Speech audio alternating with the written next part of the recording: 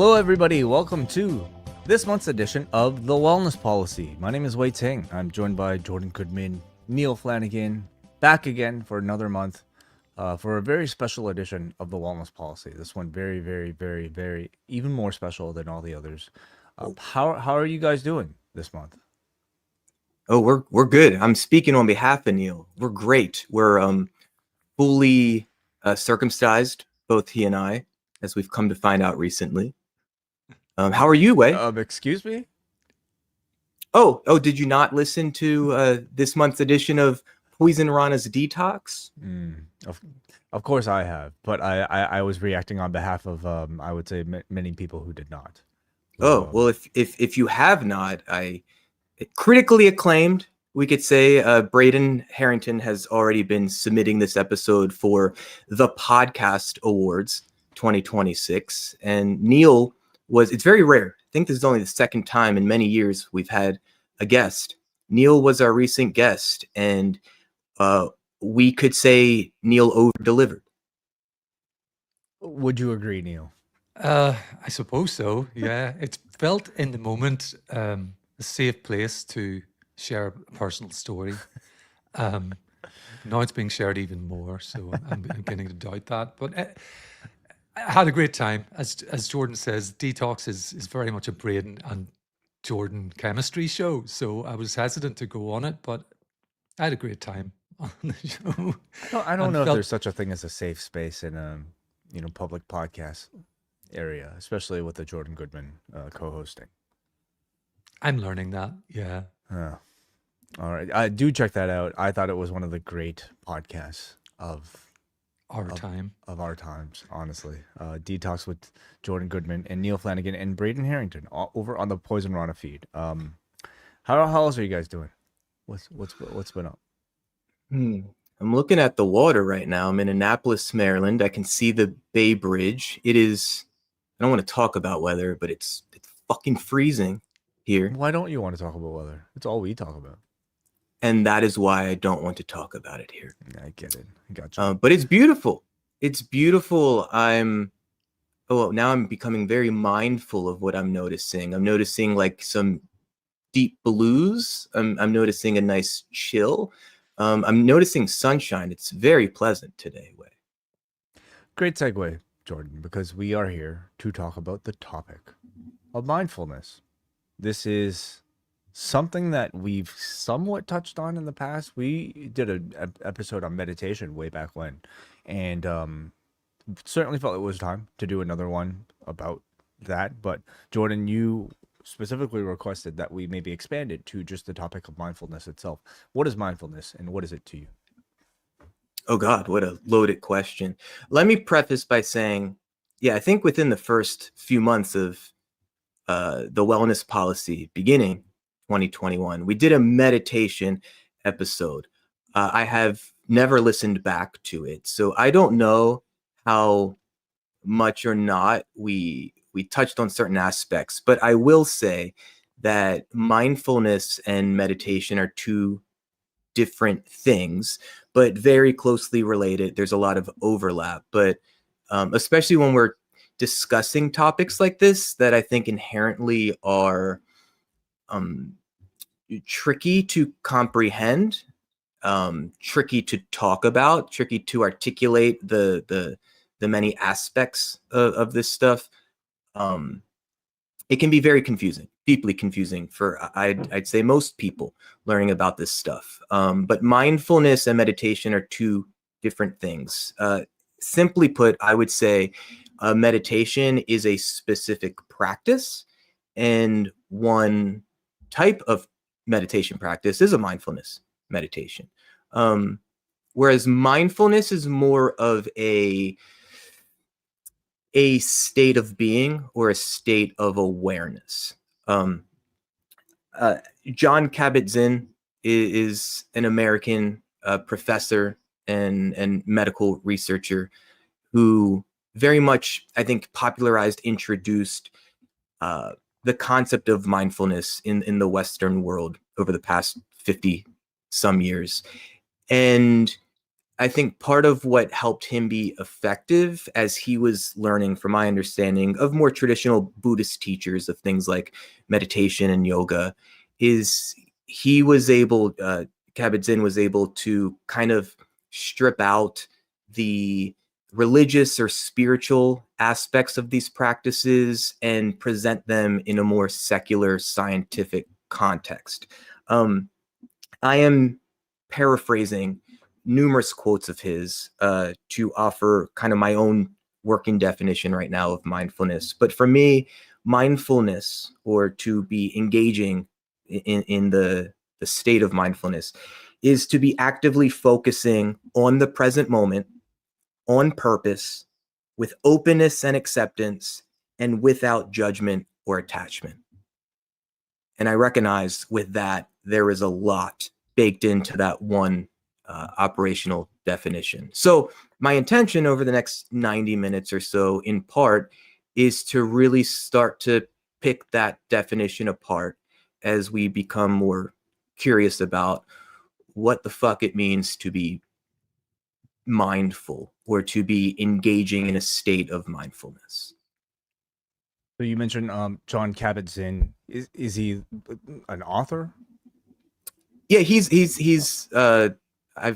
I'll be honest, I've never read his books, but he's a very accomplished author. I think in part because his initial books helped introduce these ideas of mindfulness, but even more broadly, practices like meditation and yoga to, again, a Western world, but scientific and academic worlds, which certainly, back in the, let's say, 80s and 90s, I think was taken a lot more seriously than similar wisdom being offered to the culture through the lens of, let's say, the hippies or Buddhist practitioners, traditional yoga practitioners, etc. As the culture wasn't really ready for it. I think, if anything, the Beatles offered a lot, in the late 60s with especially George Harrison, his teachers, and certainly the Beatles were a wonderful, incredibly effective instrument for helping to spread culture, because there was so much, fandom and buy-in and interest in what they had to offer in terms of information and knowledge and so on. Are you familiar with the author Sarah Ward? You heard of? No. Have you read any of Sarah Ward's works, Neil? No. No. So I actually, after you suggested the topic yesterday, I got curious and I decided to just do some reading myself, and I actually really got into it. Finished the book like in an hour. It's a book called "I'm Resilient, Mindful," and it's by Sarah Ward. And I purchased a copy. I could even read an excerpt right now. Cool. Here it is. This is Mindful by Sarah Ward. It's hardcover edition.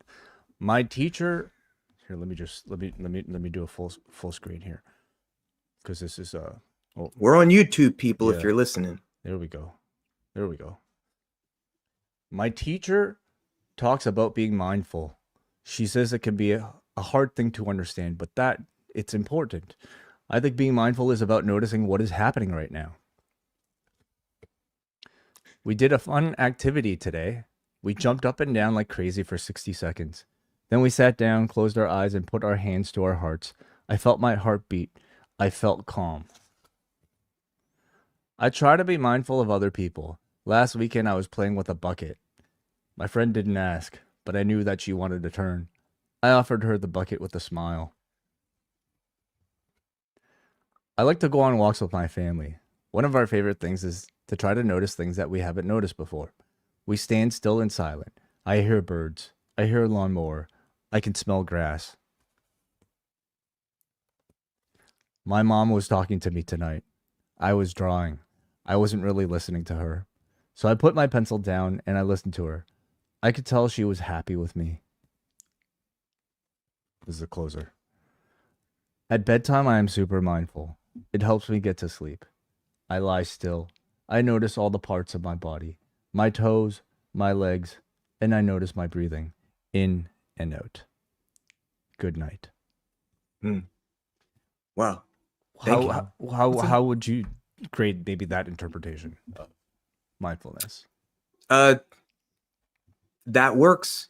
Again, I'm just very excited to see that there is a book that you came across, physically own, that is now introducing some of these concepts. And again, anyone where this is more so unfamiliar territory, I don't think it's necessarily reasonable or realistic to assume that, okay, I'll listen to this 90-minute conversation today, and now I kind of have a full grasp of what mindfulness is. This is a lifelong exploration and practice.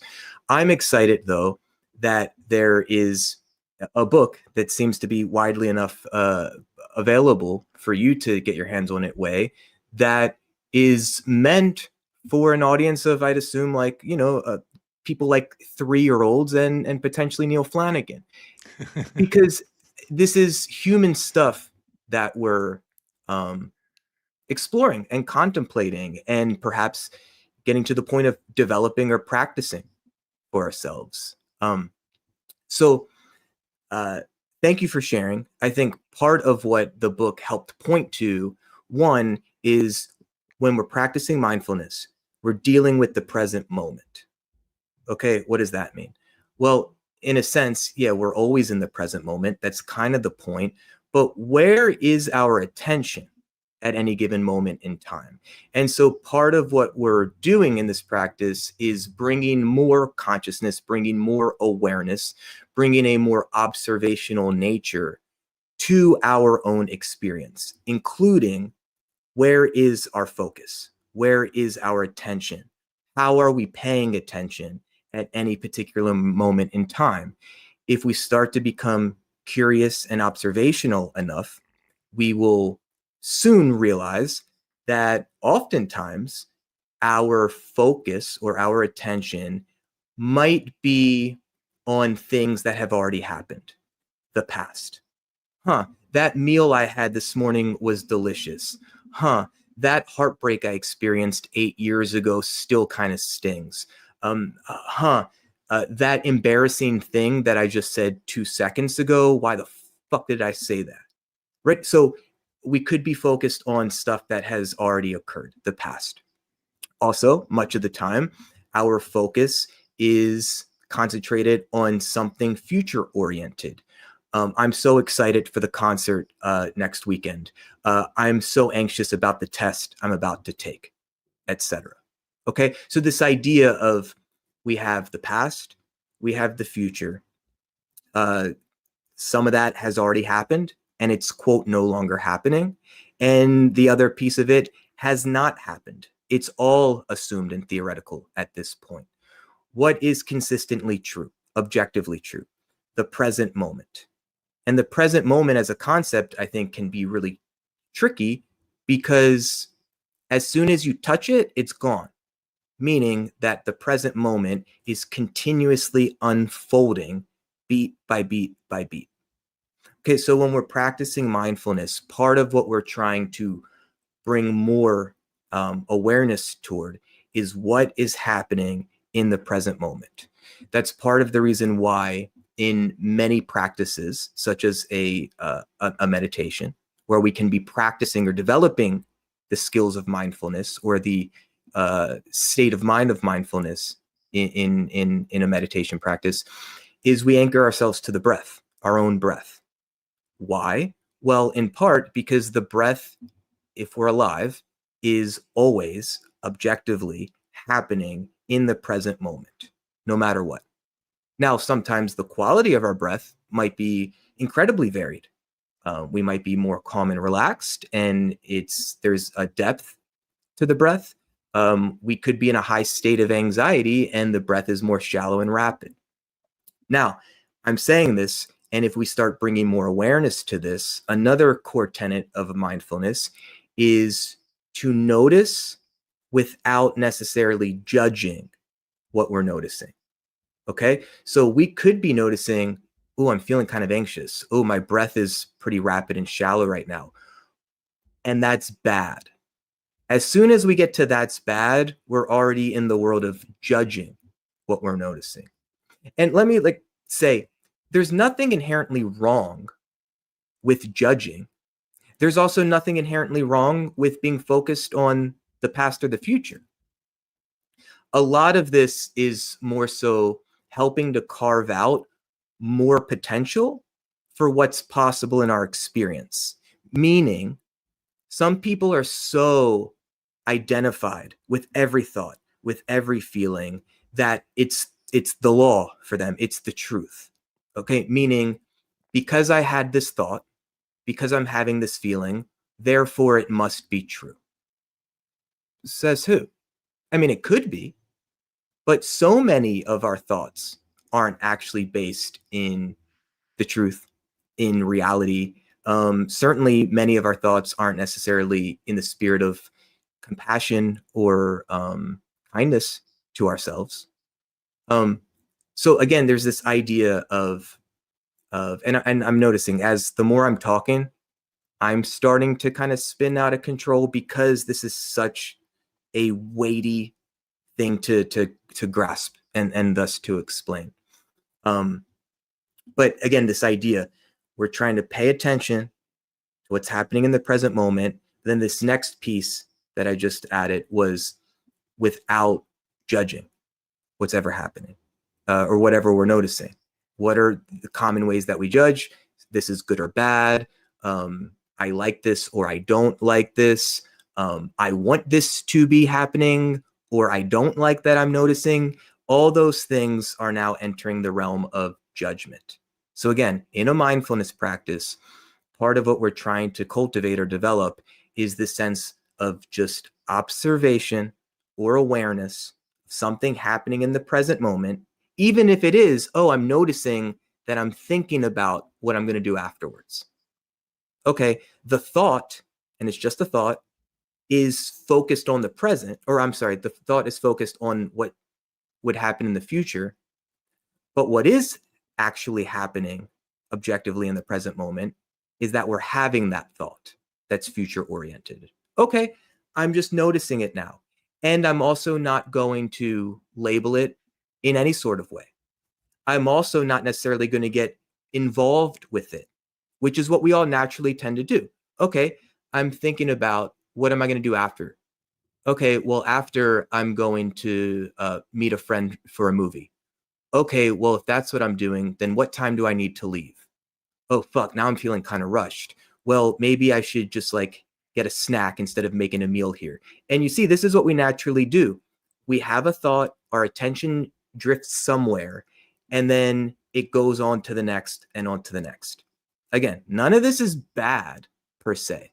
None of this is unnatural, even.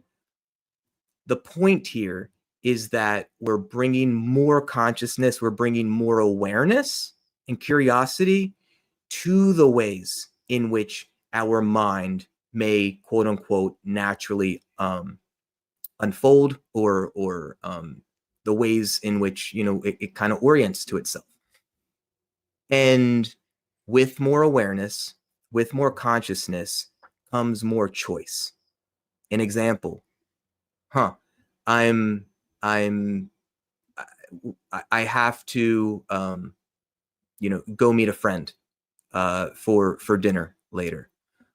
Maybe that starts to stimulate all kinds of stuff for us. Maybe it stimulates social anxiety. Maybe it stimulates excitement about connecting with that friend. Again, none of this is necessarily right or wrong or good or bad, but it's this idea of are we letting the car of our mind drive us around as a passenger? Or do we have a greater sense of being able to take the own wheel of our car when it makes sense? No different than we hop on YouTube to watch something, and then 45 minutes later, we might be thinking, well, how the fuck did I get here? Well, the algorithm took us there, and perhaps a lack of intention led us there. Okay, this is kind of becoming more intentional about how we're spending our attention. Because if we're not intentional, our attention is going to be spent whether we like it or not. And sometimes, maybe for some people, oftentimes, our attention will be spent in ways that might not be the most useful, kind, helpful, or beneficial for us. Am I making sense? Of course. Yes. Yeah. It certainly does to me. Now, I think to add to that, beyond maybe like, this sort of practice helping somebody perhaps like block out a lot of the noise that happens to be out there. I mean, maybe, part of the benefit to it is that you can experience what you're actively doing that much more, maybe, I don't know, deeply, because you're not as distracted by other thoughts that are going on in your head. Absolutely. I mean, I'm someone that, especially the younger I was, dude, sometimes it was hard to like watch a movie for me personally, because what would often happen is that maybe in, the first 20, 30 minutes of a movie where there's all this exposition of here are the characters and here's the context and here's the journey we're about to go on. 10 minutes could go by and I might realize, oh, fuck, I don't even know what's happening because my mind drifted elsewhere. I was thinking about something else. I didn't mean to. I didn't necessarily even want to. But what seemed natural for me was my focus would go elsewhere. Now we're 30 minutes into the film. That sucks because I wish I could just rewind it. But if I'm in a theater, for instance, or I'm with a whole group of people, that's probably not likely to happen. So even for me, in this very specific example, cultivating a sense of mindfulness, the ability to pay attention on purpose, for instance, was beneficial because one, it was just helpful in helping me pay more attention on purpose. But I think also what you're pointing to, Wai, is that with that ability, then maybe we have access to more of the present moment. So for instance, we all eat every day, multiple times a day, but maybe for some of us, some of the time, we're not really paying that much attention to what we're eating, how we're eating, the environment in which we're eating. Again, that's not necessarily bad or wrong. It just depends. Like most things, it depends. So, but if we have the capacity to be more mindful when we're eating, maybe that means less distraction. I'll put the phone away, for instance. Maybe that means let me pay more attention to how each bite tastes. Maybe that leads to an appreciation for the chef.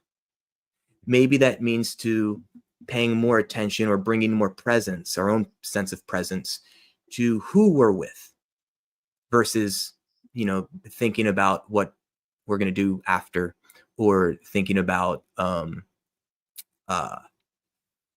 whatever might be on our phone or elsewhere, but bringing more mindfulness or presence to the conversation, to the people that we're with, for instance. And this could be true for literally any experience that we could have. There's always an opportunity to bring more of this type of presence to our everyday experience. I'm certainly not advocating I'm not suggesting it's realistic to always be of the mind of I have to be more present or more mindful. And there's a lot of expectation there. There's a lot of pressure there. But I would argue that over time, if we're able to develop more of this capacity of being, this lens through which to experience our life, there is a lot to benefit from having more access to this perspective of mindfulness. Would I be right, Jordan, in thinking, this is my experience, at least from a limited experience in doing these sorts of practices, where, first of all, it's the example in Wai's book, and I'm looking forward to reviewing that book with John, by the way, on a 90-minute episode of Book Club sometime. Mindful We'll do a by 30-second review. But, yeah. It's almost a way of taking a break from the constant buzz that's going on in your mind. We're often, I feel, not really conscious of the fact that we are narrating our life all the time, and if you sort of focus in on it, sometimes it's your mind never really shuts up until you sort of, as you pointed out, deliberately, on purpose were the words you use, try to take a break from that. And the example from Wai's book for, I assume, Oscar is, unless that's from your personal library, Wai, is For all of us. yeah, exactly, for everyone, is walking from one place to another. And often we're focused on where we're going, focused on what happened yesterday, like you said, Jordan, in your examples earlier on, what happened yesterday, how much work you've got to do later on, how the rest of the week might pan out, a date, whatever. Instead of the old phrase of stopping and smelling the flowers, it's like being in the moment, switching your focus from what you're thinking about to what is around you, what you can smell, what you can see, the feel of the ground on your feet, these sorts of things. And it's something I try to do when I remember to do it. This is the quandary of it all, Jordan, and maybe you can talk about how to make a habit of all of this. To me, it's when I do it, and maybe I'll talk a wee bit more about this later. There's another method, a quite simple one called the 5-4-3-2-1 grounding sort of exercise, it's sometimes called, and it's all about just being in the present moment and noticing things. When I do it, it's a deliberate way to kind of just quiet the buzz. It's almost when you're feeling a little overwhelmed, not necessarily like head in your hands overwhelmed, but just there's a lot going on and you feel like, I need to take a beat and stop thinking for a moment. Thinking about thinking is a trip, which is why I think so many of us struggle, myself included, to really effectively articulate these concepts. It's very heady. I don't remember exactly when, but I do remember in like maybe my late teens, early 20s, having this revelation, this insight, this aha moment. Not that it was like the first, but it was a palpable version of this where it was like, oh, fuck, I'm not my thoughts. Here's a thought exercise. And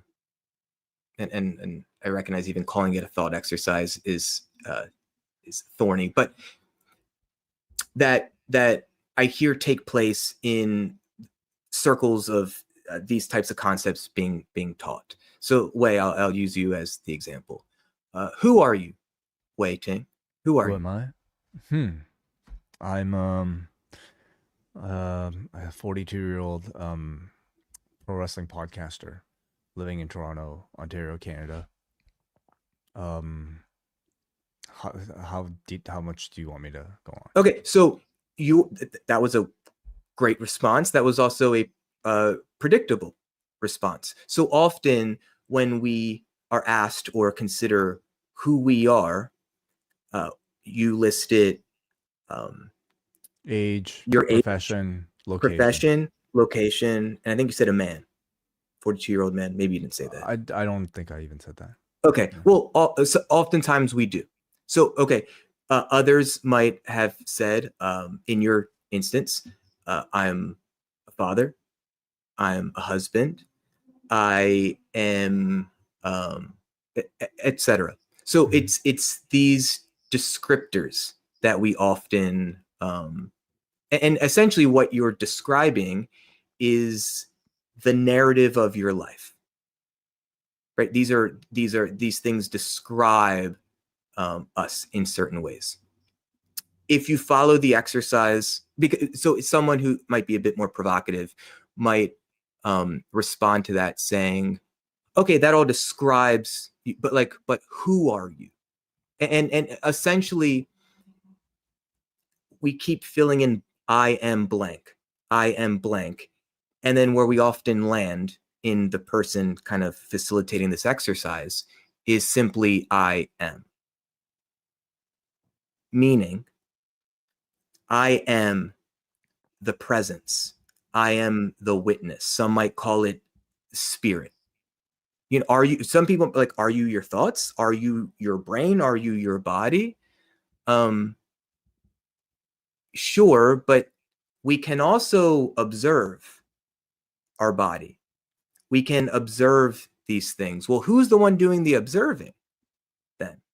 If we can observe our thoughts, if we can observe our emotional experience, well, then who's observing? Who's the witness to this stuff? And that's what we're often pointing to in the observer is actually, quote unquote, who you are. That's what we might point to, soul, spirit, but essentially consciousness. I'm aware that I'm aware type of consciousness. And so when we're developing a capacity for mindfulness, what we're doing in part is creating a greater contact with that part of self, the witness, the observer of our own experience. I've heard this described, Jordan, sometimes in the challenging of who you are is we tend to go for how old we are, how we look, gender, occupation, all of those things. And some of the questioning you might get back from someone who's trying to get to where you're talking about is, well, when you were 10 years old and you looked in the mirror, you're not 6 foot tall, you're not a man, you're not perhaps located in the same place, but you're still you. So some of these things, you're describing who you are, and in polite society, that's what people expect you to say. If I'm in a meeting at work and we're doing one of those break the ice exercises with Tell some me people. about yourself. Well, Yeah, I am. I am the consciousness of being conscious. I'm going to get some funny looks from people if I say that. And as I say that, even I'm sort of, well, should I care? Blah, blah, blah. We can get into all of that kind of self-talk. But I think it is a really interesting concept to take a moment to think about all of that. And and in the end, you're kind of, even when you were younger, when you're older, if you lose a limb, whatever, these sort of extreme examples, none of that is who you are. In the end, who you are does, when you keep breaking it down, come down to like you're kind of the observer of everything that's going on, whether it's what you're thinking, what you're feeling emotionally, what you physically sensations experience. That was a good sentence. Those sorts of things. What led me to this as a child was the fact that I was a child who had many anxious experiences.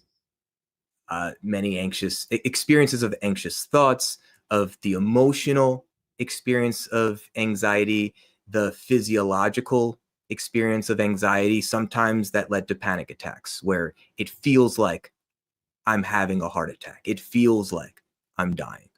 And so through meeting with mental health professionals in younger years, one, this is dating myself, but like offered me a cassette tape of some sort of mindfulness meditation.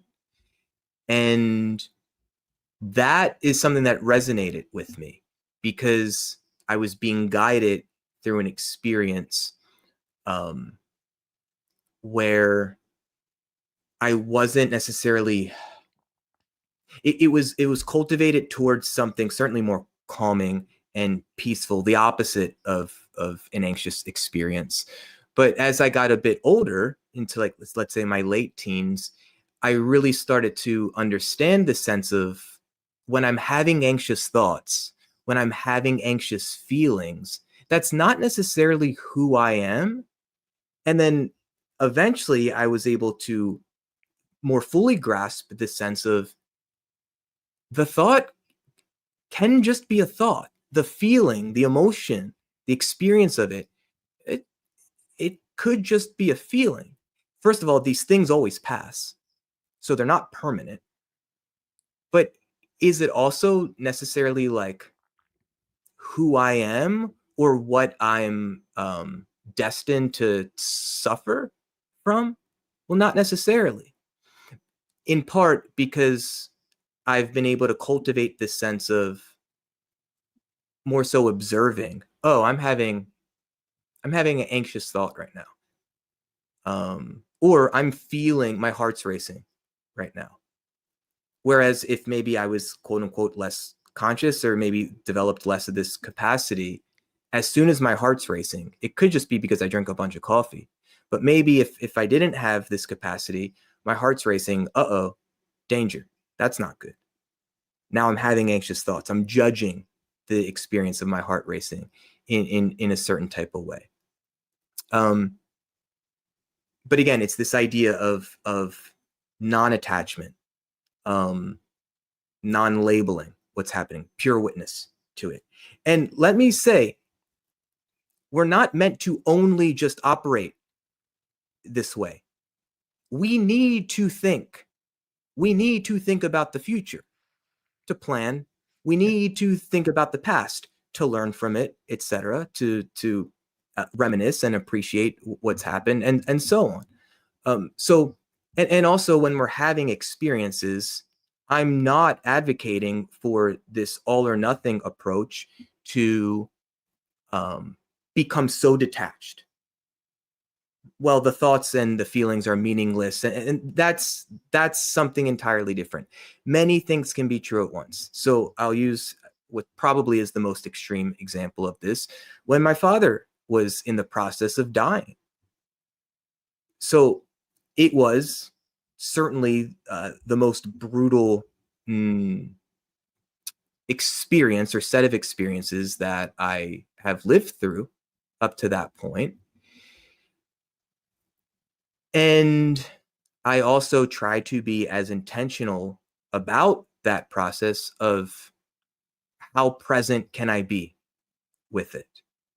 Meaning, this is deeply disturbing and it's deeply unsettling and uncomfortable, physically uncomfortable, emotionally uncomfortable. Thinking about the reality of the situation is terribly unpleasant.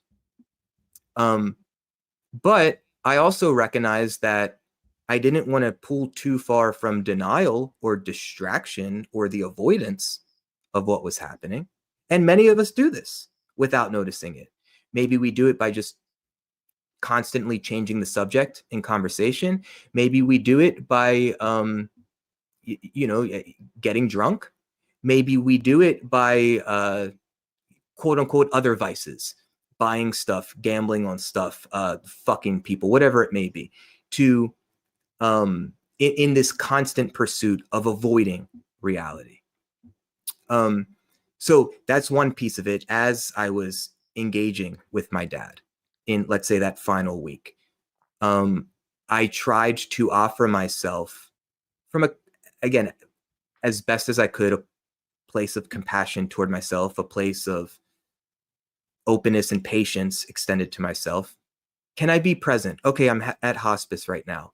Can I just sit here with my dad and also sit here with my heartbreak and sit here with my fear and my existential crisis and all these sorts of things? So that's an example of being with the thoughts and the feelings, honoring the best I could the thoughts and the feelings, but also as that's happening, there were moments where I could access this more meta perspective of like deep sobbing. I spend some hours at hospice, and then my wife Lily and I would leave, and I would just break out into uncontrollable sobbing and shaking, and just the pour out of this like such primitive emotion is terrible. But even as I'm doing it, and just like snot is coming out, and I'm literally shaking, as uncomfortable as that emotional experience was, there were times in which, from this meta perspective, I could also offer to myself, fuck, I'm really grateful that I'm able to feel this deeply right now. So even though I'm hating reality, I'm hating the fact that this is happening. There were moments where I could still feel gratitude for my ability to deeply feel the heartbreak of what was happening. And I think in part, or maybe a majority of my ability to have navigated those life experiences in those types of ways was a lifetime of cultivating this state of being in which we call mindfulness.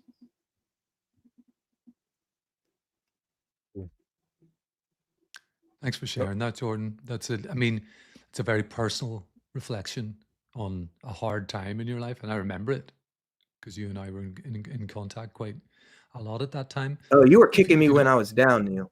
yeah, I'm a nasty piece of shit, when it comes down to it. But I'm thinking, of more perhaps everyday stuff as well. I'm remembering, and I realize we were talking about, our past not being, defining who we are and so on. The example of when the hormones start, beginning to be produced, in our teens, when we go through puberty and stuff like that, our minds are all over the place, who we are, and our attraction to the opposite sex or the same sex in my case, whatever it happens to be, and the stories we tell ourselves, and I remember all of that quite well because it seems so profound at the time. And all of this is to say that your thoughts and the stories we tell ourselves are sometimes, quite often, in fact, bullshit. You're narrating, you're telling the story. She doesn't like me. She hasn't called. Why hasn't she called? I bet she's with X other person. She likes him better. Da da da da da. I think sometimes what mindfulness can do, or a mindfulness exercise can do, is just, if you catch yourself in that kind of story, just challenging it. You're thinking this, you're telling this story, you're narrating the world, you're narrating the past, the future, the present, whatever, these imaginary scenarios. Is that true? Just asking yourself, is that true? Are you sure it's true? How do you know it's true? And just realizing that sometimes these things can get away from you. And sometimes, like I said a little earlier on, there are ways to very deliberately take a break, to switch your focus, your consciousness to something else. And whether that's just the room, the taste of something you're eating, etc. And that does bring me to this 5, 4, 3, 2, 1 exercise, which I would quite like to share because I've sort of found it somewhat useful on occasions where you do feel these senses of overwhelm. And it's most recently, I think, deliberately I used it when there was just a day, an ordinary day, and everybody I think can relate to this, where I had a ton of stuff to do with work, and there's some family shit going on with siblings or that kind of thing. There just seems to be too much, and you can take 5 minutes, 10 minutes to do this. And what it is basically is noticing things using your senses. And the 5 of it is just, it's basically just stopping and noticing 5 things that you can see, and noticing them without judgment, really noticing them. I have a book in front of me. It's the book we did for book club, John and I, last month, Decided Novelty. So I noticed that the shade of green and the font and things like that. And you look around the 5 is very easy because we can all see way more than 5 things in the present moment. So you're just sort of noticing them. And then 4 is, I'm just trying to bring up something to help me. Things you can touch is what Wai has pulled up in. Yes. And 4 things that you can feel or touch, such as and this is as simple as your feet on the floor, the fabric of your underwear, Whoa, man. yeah, you can rub your fingers together. You can always find the numbers that you need, but focusing on them one at a time. And I'll speed this up. 3 things that you can hear, and that can be just the wind outside. You can make a sound by clapping your hands. You can hear something in the next room if there's perhaps a television going. 2 things that you can smell, and again, that could be just the air in the room, trying to discern something. Smell your clothes, open the fridge, have a sniff. And 1 thing you can taste, and that could be just the remnants of a coffee. That taste can be a difficult one. You don't want to, that wouldn't be a good 5, for example, for this. It's too much effort. So 1 thing you can taste, so it's maybe the toothpaste, the remnants of that in the morning, coffee that you had, or just whatever, the current taste in your mouth happens to be. And I It think now that, makes it now makes a lot more sense that when you first came to my in-laws' house, you went immediately to the fridge and started smelling. you sure I was on my hands and knees sniffing the floor, Jordan? No, that was the it's it's a useful exercise because it's simple, and you can Google this if you forget which number is which thing, and you can get a little bit more of an explanation of how you do this. It's not just kind of a rattle them off. You're not listing. It's much more of a deliberate, as Jordan said earlier on purpose, noticing these things. And it's just a way of breaking the voice in the head, the continual babble of the noise of shit, this is happening and that is happening, and then I've got this to do and all the rest of it. And I feel you do something like this, and it can be even a shorter exercise. You can abridge this to just the 3-2-1 or whatever. It's a really good way to reset. You can then go back to your tasks, I think, with just a little more clarity, and a little more ease of being able to plan out your day. Because, as Jordan said, you can't live your life in a mindful state of mind, noticing what you're tasting and what you're smelling and what you're seeing and just sort of the shape of things and all of that. You've got stuff to do. But I think these practices can be really helpful in kind of just a reset, taking a break. Did you from use the this noise. technique at all while you were at Disney World with Jordan? In a sense, yes. And it was just occasionally Jordan's going to the bathroom. I'm sitting on one of the stone benches outside, and I'm maybe just looking down at the ground and taking a breath or two, because I'm not as comfortable. I'm just one of those people who isn't as comfortable in a completely crowded area full of tens of thousands of people, if you really want to take the big view of what a theme park on a busy day is like.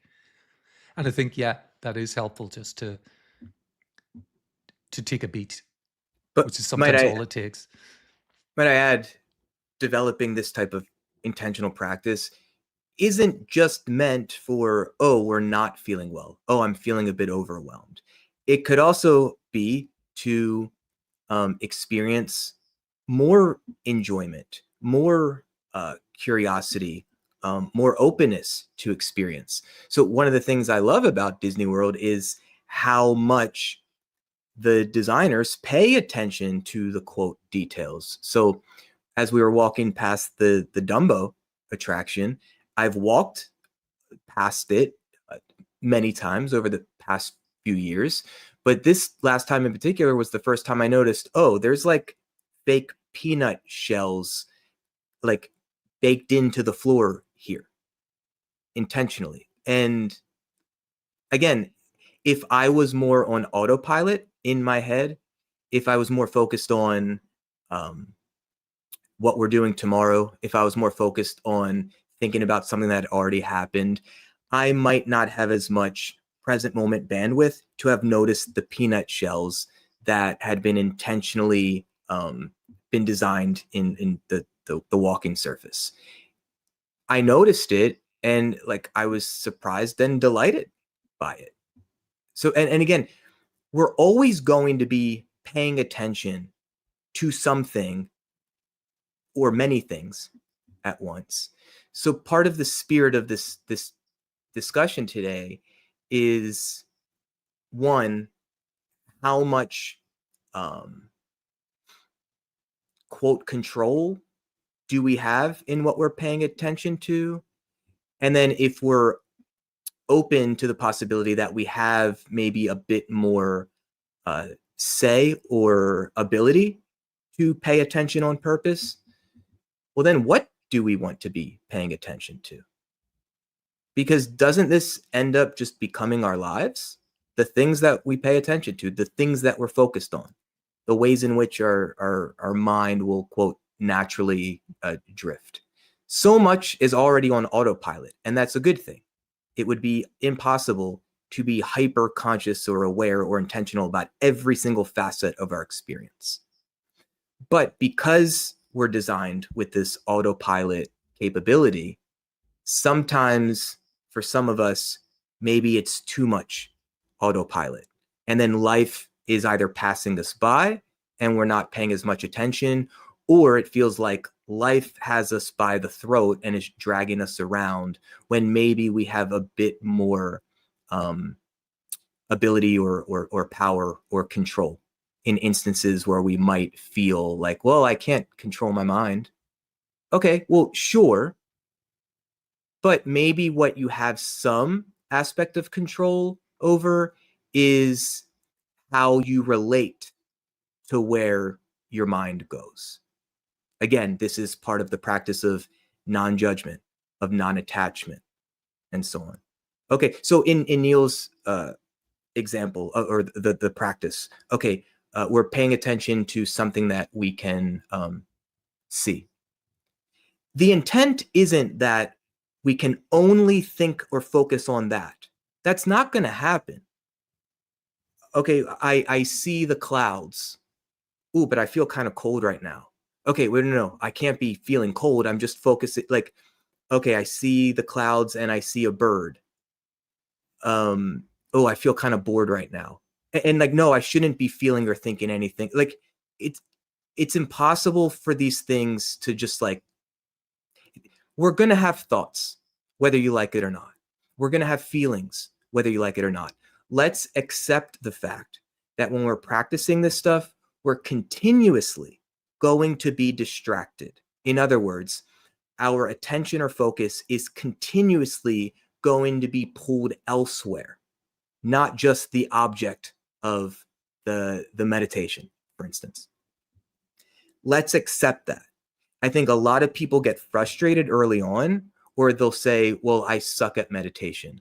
I'm not good at a mindfulness practice, is because there's this expectation that distraction means you failed. No, let's accept the fact that we're going to continuously be distracted. The opportunity lies in noticing, oh, wait, my mind drifted there. Let's let that be. And like a cloud, let it roll on by, or like a bubble, let's just pop that bubble. So I'm going to put that off to the side and then redirect my attention back to what we're intending to focus on. It could be, what's another thing I could see? Or it could be, I'm going to redirect my attention back to my breath. Because the thing that you can see or the breath are examples of things that are objectively true, happening, apparent in the present moment. And we can relate to it in more of an objective way, i.e., less judgment, less attachment. But I think that's key to mention, because it's the goal of the practice isn't to have no thoughts. The goal of the practice isn't to like be completely, quote, clear and free of distraction. Like, that's nearly impossible. Yeah. I think it's sometimes, can I just interject slightly, Jordan?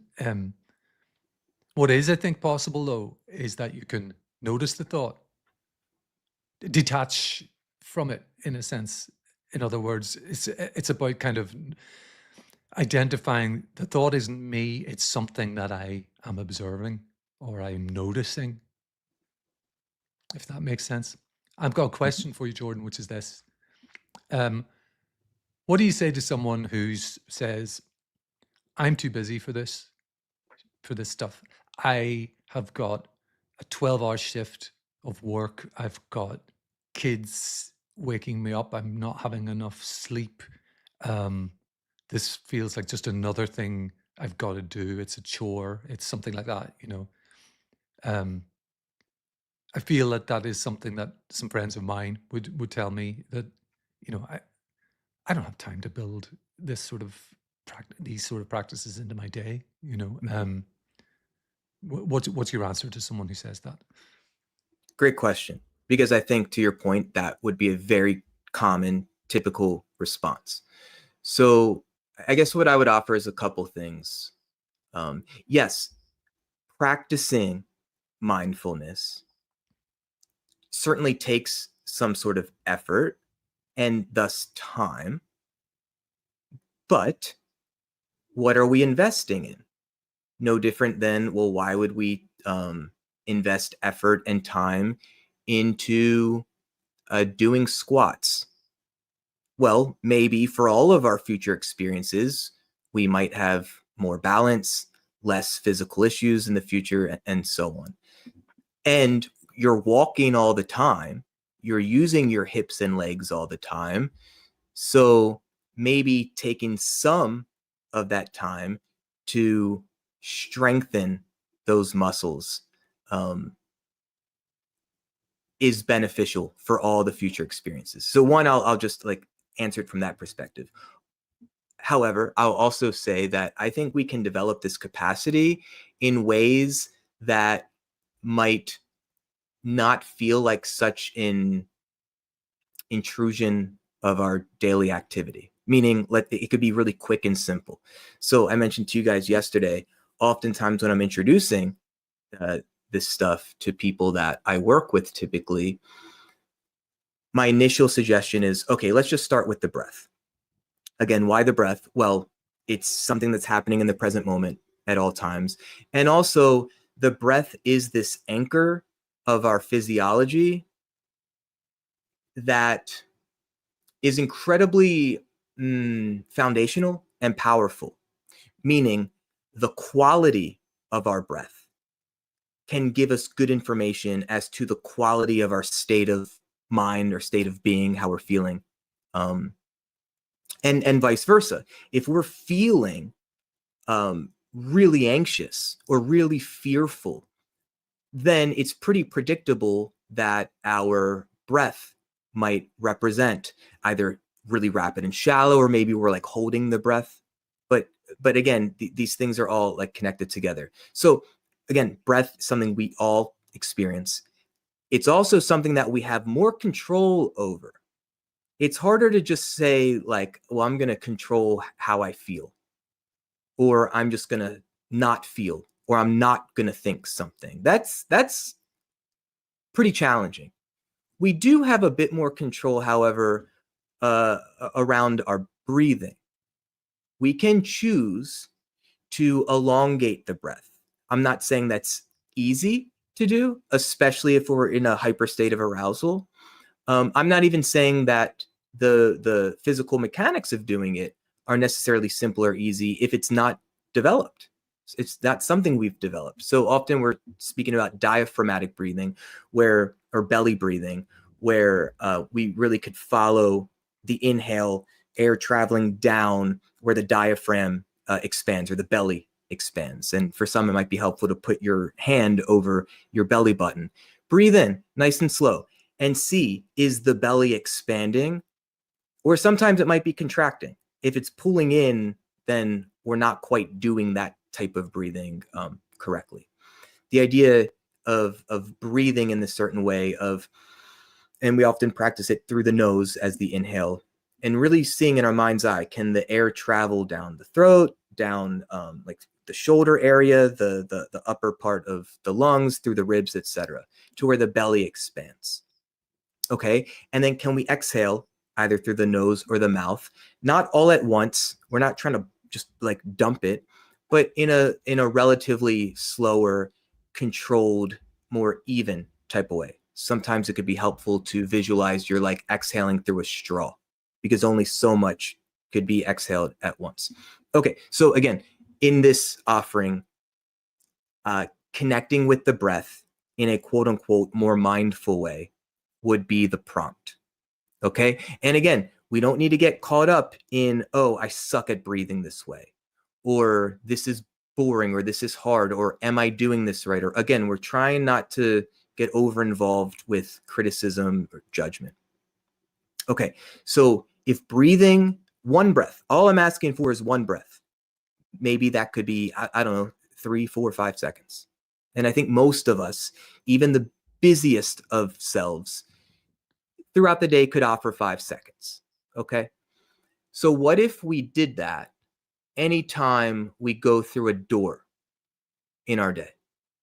Okay. Well, how often are we going through a doorway of some kind? Well, for most of us, maybe when we leave our bedroom in the morning, door. And then we enter the bathroom, door. We exit the bathroom, door. We're leaving the house, door. Into the car, door. Get out, and so on.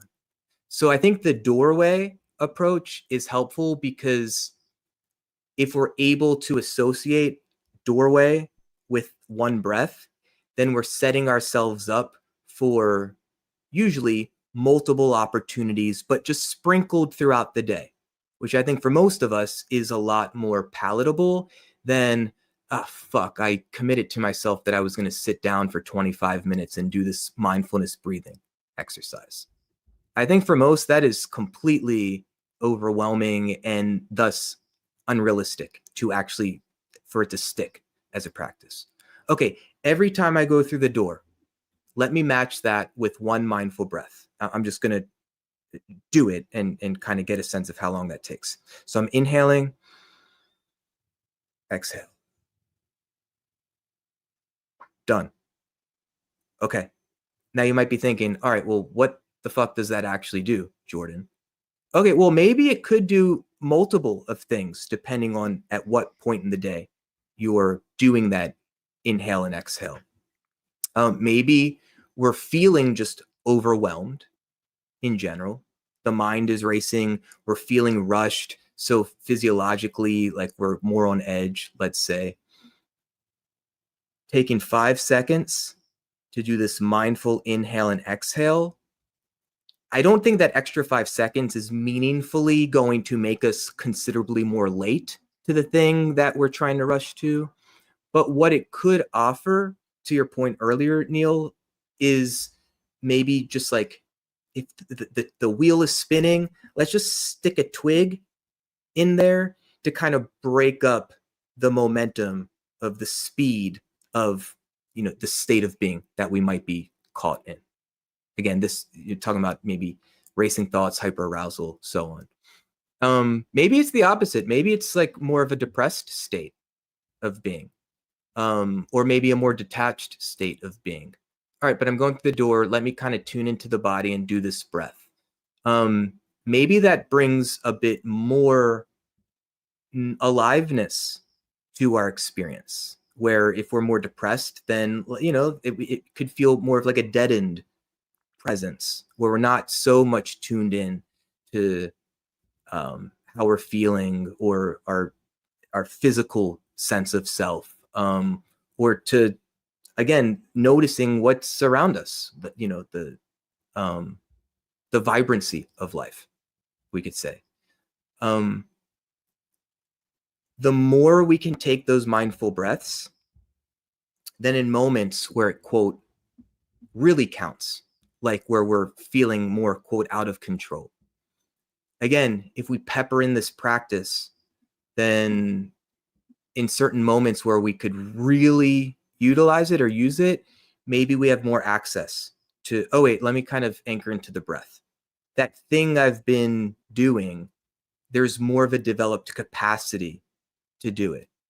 An example that comes to mind, 10 years ago, I'm at a trampoline park and I dislocate my left shoulder. It was deeply unpleasant. It hurt like a motherfucker. And it took nearly 3 hours for it to be put back in place because I had to get out of this foam pit, which was a journey unto itself with a dislocated shoulder. and then to get into some sort of vehicle, to get to the ER, and then to wait in the waiting room, and then triage. And then finally, I'm being seen by a physician who's able to kind of slide the shoulder back into place. I was still injured by that point, but 80% of the pain went away once the shoulder was put back into place. Thank God, or to Steve Belinky, that I've had a 15, 20 years of practicing some of this stuff, because I'm waiting in this ER waiting room, and every 10 seconds was like another cycle of just a tsunami of physical pain. And then I'm also feeling impatience because I don't know exactly when I'm going to be seen. There's also other people in the room, this really just bright, uncomfortable light in the waiting room. Others are like actively and literally screaming because of their own pain. There was chaos in this waiting room. So all of this is not helping my experience.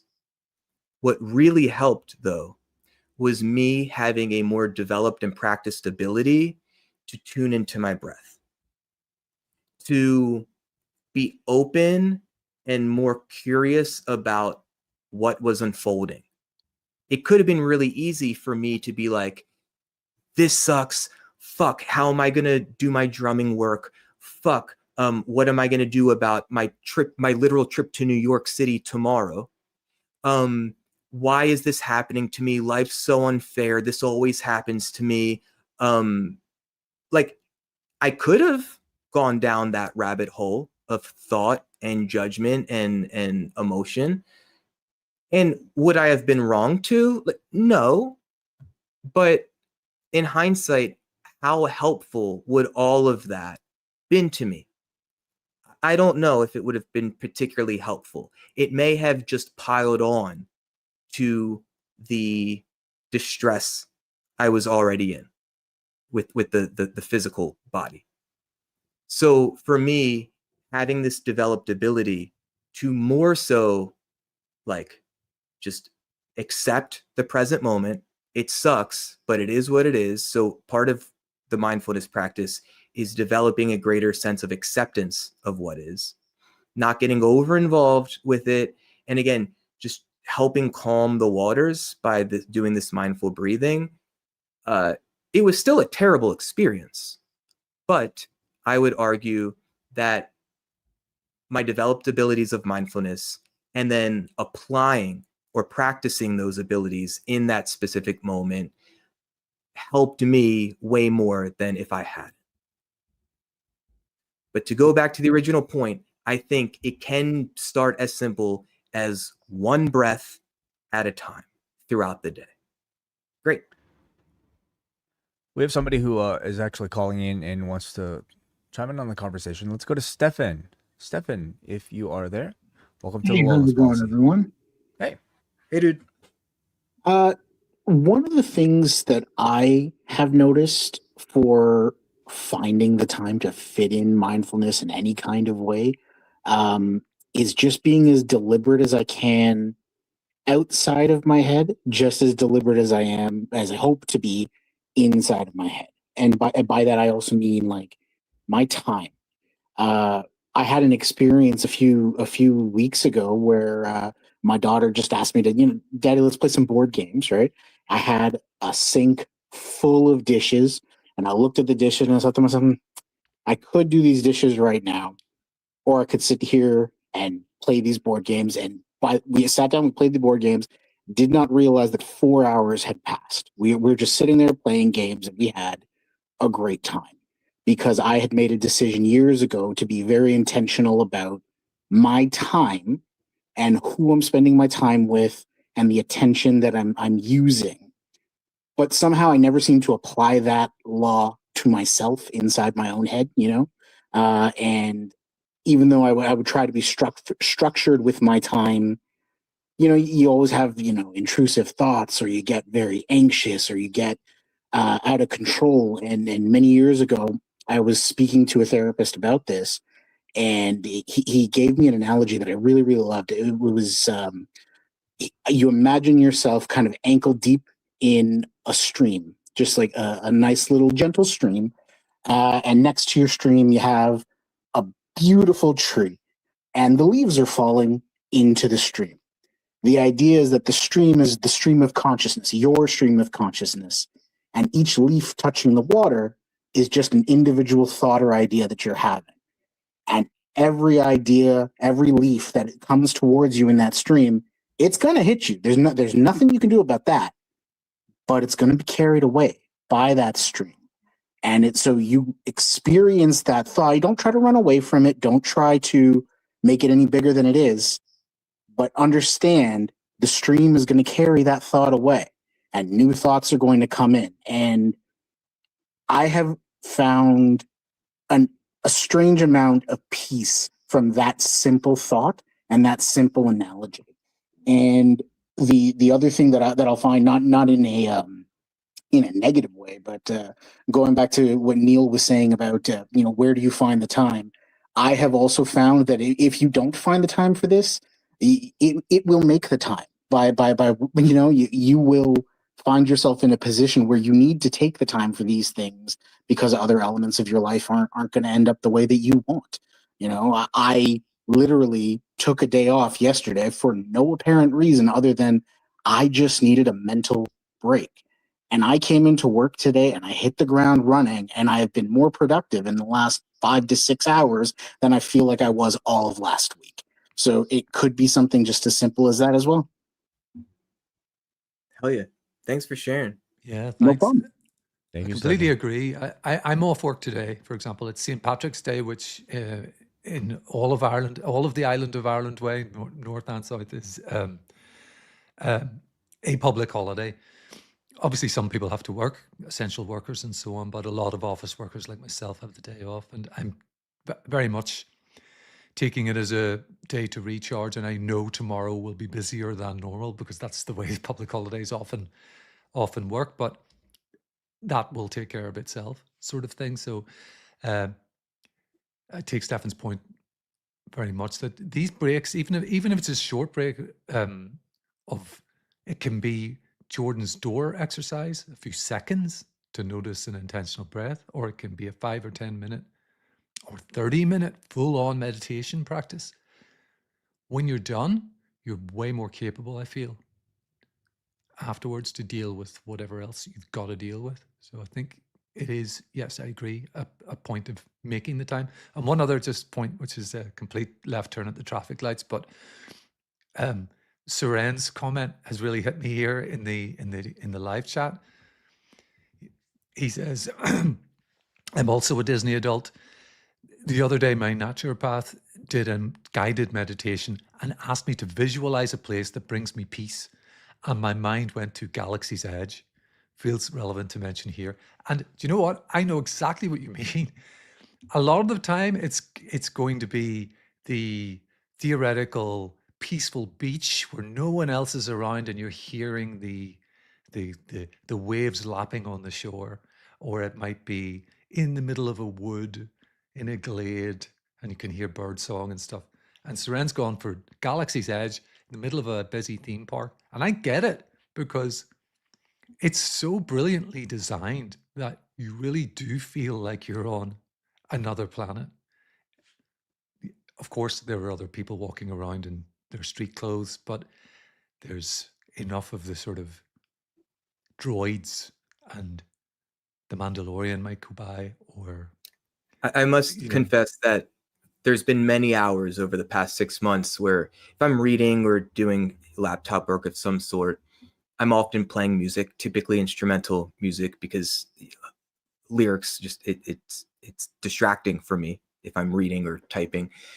And I've spent many hours just on YouTube finding a Galaxy's Edge kind of simulation of the music, but also natural ambient noises of being there.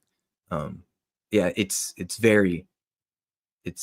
works for me. I also really appreciate it, Stefan's the analogy offered of the stream, but not just the stream, because yes, the stream is always continuously happening, such as life itself. But the idea of leaves, twigs, whatever, that might inevitably hit us, just like thoughts and feelings and sensations will inevitably come to our attention or to our experience. This idea of accepting it, not trying to deny it, not even trying to like shove it away necessarily or avoid it, but this idea of just, again, this is part of mindfulness theory, let's say, this idea of acceptance of what is, but then also this ability to let go of what is, i.e. non-attachment and so on. And I think a word that I haven't used yet, or at least not without saying much more about it, is this idea of curiosity or openness. But I like the word curiosity. When we approach life from the spirit or the perspective of curiosity, I've found things feel a little easier. Things also feel a little bit more interesting, because when we're just curious, then any possibility might be okay or might feel less intimidating. It seems, even thinking about Paul Heyman and Raw last night, fuck around and find out as an acronym is a thing more recently. I use that all the time when I'm talking with people that I work with. I'll literally say, fuck around and find out. What I mean by that is, if you were able to be just more open and curious about what might happen, that might be a more advantageous posture than, again, being so fixated on what you need to happen or so focused on what you hope doesn't happen and so on. This idea of whether it's a first date or a job interview or whatever it may be, like, well, let's be more curious. And you learn this in, I've never taken an improv class, but this idea of yes and, we're accepting whatever is offered. Well, did we lose you, Jordan? Briefly, yes, we seem to have. Yeah, you might want to reconnect. Until then, let's go to a phone call here. Jeff. Hey, Jeff. Hey. Welcome to the show. Hi, guys. How we doing? Hey, nice to Doing hear well, from you. Jeff. Long time. Yeah, it's been a while. Changed jobs, did a whole, the whole world changed. So Wow. I took off from, no, I'm at work, but I'm working from home today. Normally I don't work from home on Tuesdays, and I was like, I'll work from home today and bug my favorite podcasters. So, but really I wanted to thank Jordan. I thought what he was saying was profound. I don't think he's back. I don't think about that kind of stuff, like mindfulness. I mean, I'm aware of my surroundings for the most part, but I don't think, I've never made a conscious effort to think about these things on a regular basis. And maybe that's just me or whatever, but I am very, as a former teacher, I'm very reflective, doing stand-up comedy, those kind of things, introspective and reflective. I'm sure Jordan is as well as a musician, but you kind of like after the fact, it's like, oh, I could have did this differently, that kind of thing. I'm big on that. I'm much bigger on that than just mindfulness in general. I feel pretty locked in. I know when I'm not locked in, if like I start surfing my phone, if I start looking at my surroundings, and then I know I'm not paying attention, that kind of thing. So no, I just wanted to thank you, Jordan, like honestly, for this topic. You guys choose the best topics, and I do try to catch up on the show when I can.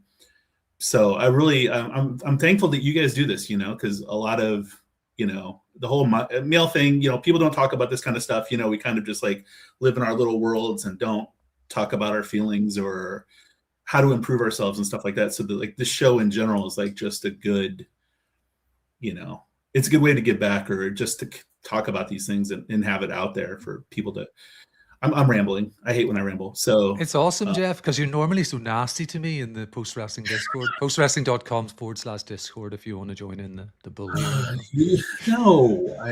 You're just the moderator, and you just, you've banned so many people as of late. I don't know if you guys are aware of this, like running joke with Alex. Somebody came in and this GIF and we've just had this terrible running joke ever since that makes no sense to anyone else listening or watching this, and Oh. John will play it back and have no idea what we're talking about. The Snapcat's meaner to you than I am. He is so- much meaner. Yeah, I should ban him. Yeah. I threaten to all the time, but we'll see. Then your nice guy comes through. You know, half my team is off today because of St. Patrick's Day. I keep telling you this, that like a lot of our team works out of Dublin. So Yeah. the company here, you'll appreciate this way, and then I'll get out of here. The company I work for won F1 this year. What do you mean? I mean, Won the F1. company that I work for co-owns the team that won F1. Oh, they co-own McLaren? Yeah. Well, they're the co-sponsors. I guess that would be Oh, the Google no. or Vodafone's? I don't even know what the sponsors are. But okay, so it's a big. Well, company. we're co-branded as the sponsor now. So Okay. Well, congrats. That's awesome. yeah. So no, that's pretty cool. You got some tickets or you got some hookups or what? No. And as a matter of fact, our company store is like an arm and a leg. And nothing's cheap. Like, no, there's no discounts. There's none of that. Like, No, of course not. so we're a small payment processor. Does that help? Okay. Yeah. I again, I'm not super familiar with all the sponsors, but next time I watch F1, I'll be sure to take note. Yeah. You know what I'm talking. Like, I've made that clear enough, right? Like, Thank you, Jeff. We're- Why don't what's you that? just say it? Just Oh. tell us who you work for. I work for MasterCard now. Oh, gotcha. Okay. Yeah, it didn't exactly come to mind right away, but cool. Yeah. Congratulations. Well, That's yeah. What do you But do? there's What no- do you do for 'em? I'm a software engineer there. Nice. You happy? Do you like it? Yeah, I do. Good. You have to say Well, that I if want- they're watching. I hope not.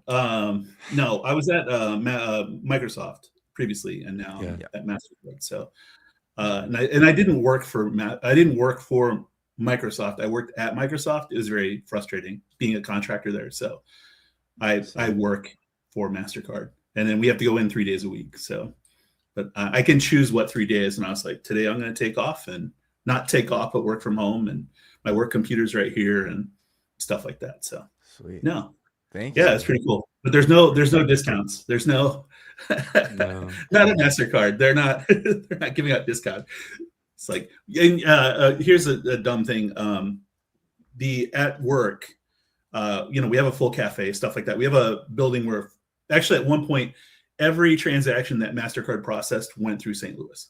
So they don't now, but the majority of them still do. In our shop, our cafe, you can only pay by MasterCard. You can't pay with anything else. Like,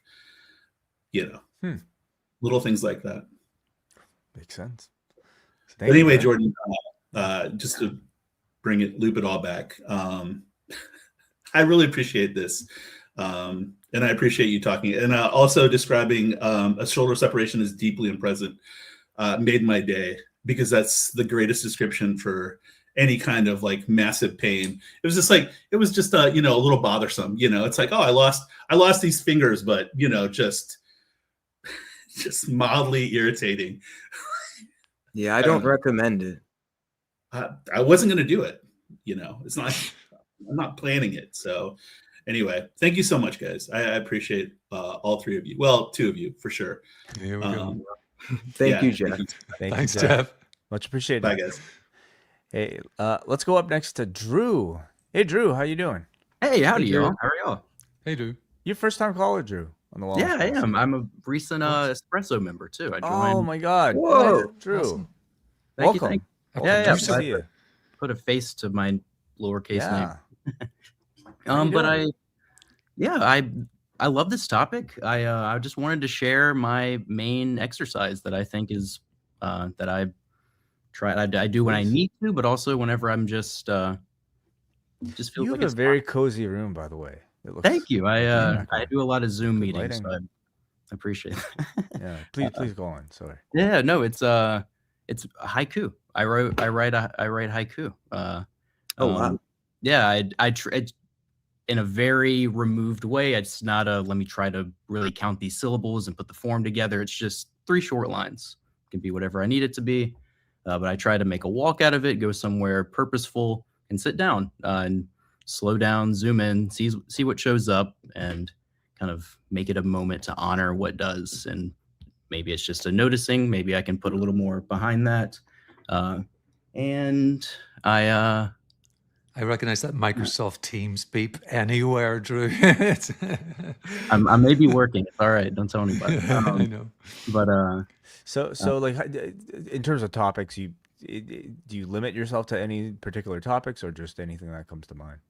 I try to pay attention to literally what is around me, and I'll like literally zoom in. Sometimes I'll take my phone out and zoom in, but I try to just write it in my head or just have my journal and kind of jot down notes and then just kind of summarize this moment in 3 short lines. I'll actually be a published. If you have to get to like a No, the last thing I will leave in a moment because I didn't want to chat too long. But I did want to mention I went in and out, so I don't know if anybody talked about David Foster Wallace's "This Is Water" speech. I think it's a great like framing of choosing what to think about. It's like a 20-minute speech, but there's summaries of it. It's pretty old, but no, it's a good way to kind of summarize this topic. Yeah. I think. Did you, before I cut you off, did you say you were going to be published? Is that Yeah, what my first haiku poem published be later this fall. Yeah, Just one. just one. I went to a haiku retreat, and you get a haiku published in their anthology at the end of the year. It's like a physical thing. It's part of a haiku group in the Pacific Northwest, and yeah, it was it was not exactly what I expected it to be, but it was very entertaining. I actually did this haiku moment at John Cena's final match. I went to a bar and watched it, and I was like, I want to, say farewell to the guy who's been a part of my life for a while. And then I submitted it to the feedback. John had to read it. I felt bad. I submitted it to the feedback of the show, and John had to sigh through 2 of them. If we had known the context and how maybe important it was at the time, maybe the reading would have been a little bit different. But all right. The one that you submitted to be published, how do you go about picking the one? I actually submitted 5, so I don't know which got submitted. It's only one that gets chosen. So everyone gets a haiku published. So I submitted 5. Yeah. I actually submitted one that my grandmother sent me. I hope they don't. I doubt anyone's going to be over here, but I hope that one gets chosen because that would be amazing. Like that more than one of mine. But Please call back to share once it's out. I will, absolutely. Yeah. I think apart from anything else, Drew, what it shows is the diversity of things that we can use to be mindful or to kind of switch off our racing minds. And what haiku is not something I've ever tried, for example. So could it be for me? Maybe. I'd be curious to have a go. But I think just the diversity of ways that are out there, I think it illustrates that too. Absolutely. Thank you for sharing, Drew. Much Thank appreciated. you. Take care. Thanks, man. Now Take get care. back to Call work. again. Yeah, 1 o'clock on a Tuesday. I mean, we honestly appreciate everybody that's actually making the time to ditch work in order to listen to this podcast. But those Teams message beeps are just something I'm well aware of as a mostly home worker. It's that'll be his group chat. It's just a short message from somebody. But yeah, I think. Is there feature of anything my life. more that you'd like to cover, Jordan, about this topic? Is it a common courtesy to apologize for my Wi-Fi issues? Like, how responsible am I for that today? I don't think I you're mean- responsible for it. If you picked Yeah. a room that has good connectivity, normally, you haven't been cavalier about being too far from the modem or router or any of that. No, I don't need you to like take ownership of that. But it's more like, I don't know, if you have a cold and you sneeze, somebody might apologize for that too, even though that's not their fault either. I'm deeply disturbed by the interference today, but I'm going to try my best to not get fixated or attached, because this was just simply the past. And I will do my best to just be here now with you all. Excellent. Thank you, Jordan. Thank you, Neal Flanagan. And thank you, everybody who's in the chat room right now or has decided to call in. Always appreciate you guys supporting and watching us live or after the fact over on the Post Wrestling Cafe free feed. Anybody can subscribe to this and listen to this just by going to postwrestlingcafe.com and becoming a free tier patron. These shows on the Wellness Policy are always free, or subscribe on YouTube where they are free as well. We haven't talked about what we want to do next month yet, but always happy to get your suggestions about topics. Thank you very much, Jeff, for feeling that we choose good topics. I mean, we do definitely put a lot of effort into it, but we would always love to hear your suggestions. So go to Discord, postwrestling.com/Discord. Join the Wellness Policy group and let us know what you thought about this episode and everything else. Any final words from any of you? Neal, do you regret sharing your story on Detox? No, not yet. If it becomes disseminated so strongly that this sort of comes back to me in some way from people who didn't previously know, and that kind of thing, maybe I will live to regret it, but I doubt it. What a teaser. What a commercial. Do check out the podcast. It was a lot of fun, and it always is. Wait, are you circumcised? No. Really? Yeah, all right. Well, I'm not. Yeah, it's like it's not a. I guess not a thing in where I'm from. Yeah, or in Europe normally. Yeah. And I'm still trying to figure out why John doesn't want to be on this show with us. Okay, everybody. Talk to you guys later. Bye-bye. Bye. Bye-bye.